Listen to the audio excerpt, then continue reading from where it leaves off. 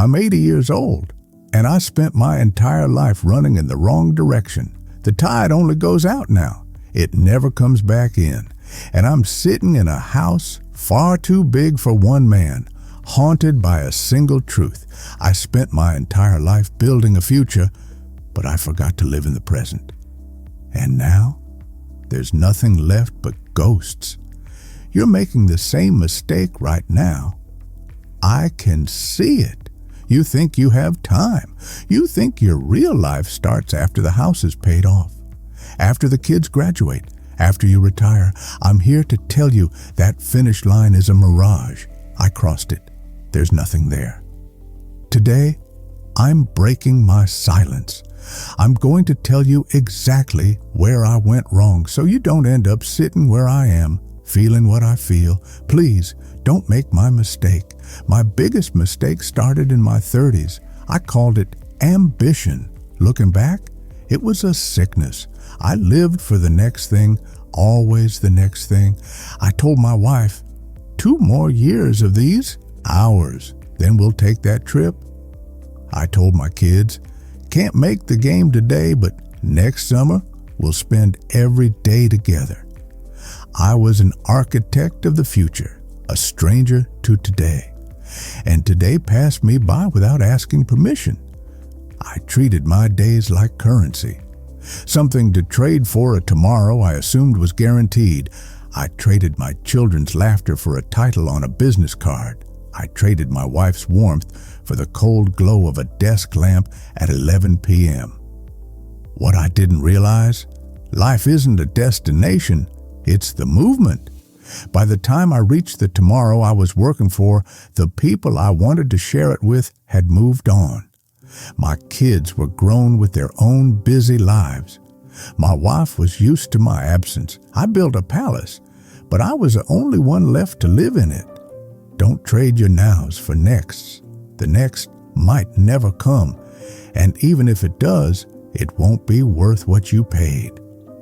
In America, we're raised to believe our value is tied to our zip code and the car in our driveway. I fell for it completely. I thought providing for my family meant giving them things. I wanted the best lawn, the newest Cadillac, the most prestigious country club membership. I spent 40 years maintaining things that don't love me back. I spent weekends mowing a lawn instead of sitting on it with my family. I worked overtime to buy a bigger house, which only meant more overtime to fill it with furniture we didn't need. Now at 80, I look at these things and they feel like lead. My kids don't want my porcelain collections. They don't want my old suits. They wanted my time. They wanted the man, not the paycheck. A legacy isn't what you leave for people. It's what you leave in them. If you're working yourself to death to buy things for people who just want your presence, stop. Sell the car if you have to.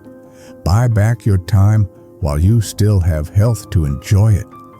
If you're in your 40s or 50s thinking you're invincible, listen, I treated my body like a rental car I never intended to return. I skipped sleep, ate stress, told myself I'd get in shape when life slowed down. Life doesn't slow down, it breaks. Mine broke quietly, one habit at a time. At 80, my biggest regret? I have the wisdom to travel the world, the money to do it, but I no longer have the knees, or the heart, or the lungs to manage the flight. I'm a prisoner in a body I neglected. I spent my health gaining wealth. Now I'm spending my wealth trying to buy back a shred of health. It's a losing trade every single time.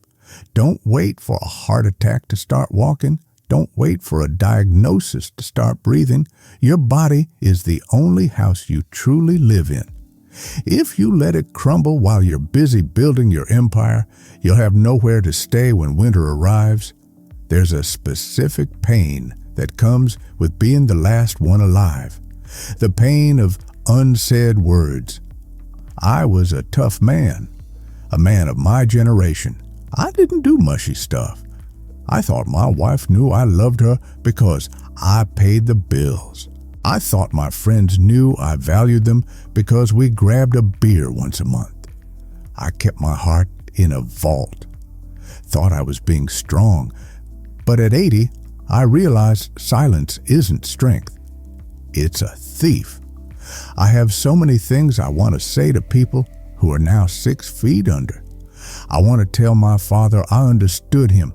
I want to tell my best friend he was my hero. I want to tell my wife one more time that she was the only good thing I ever did. Don't leave your words unspoken. Don't assume people know how you feel. Pride is a cold companion in an old man's bed. If you love someone, tell them until they're tired of hearing it. If you're proud of someone, write it down. Because the day will come when you'll have the words, but they won't have ears to hear them. I spent 30 years worried about what they would think, what the neighbors thought of my career change, what my parents thought of my choices, what the church thought of my doubts.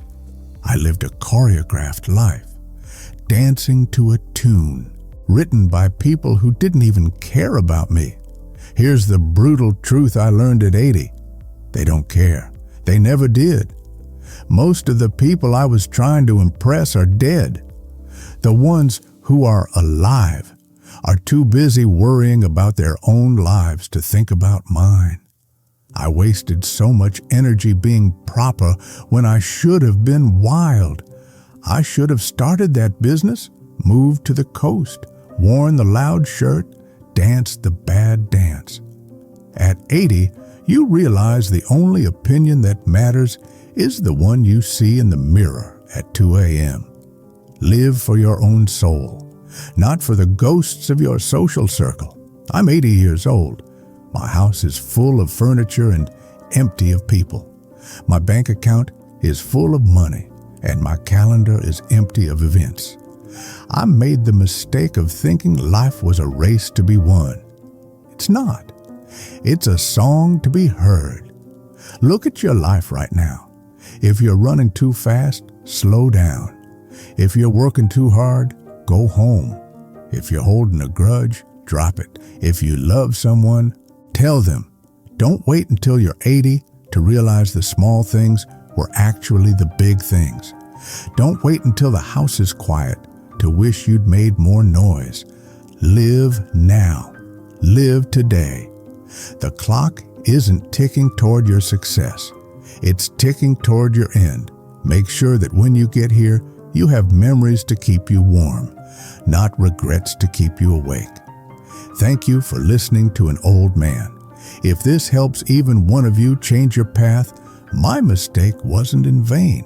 Subscribe to walk this path of wisdom with me, and tell me in the comments, what's one thing you're going to change today? I'll be here waiting. God bless.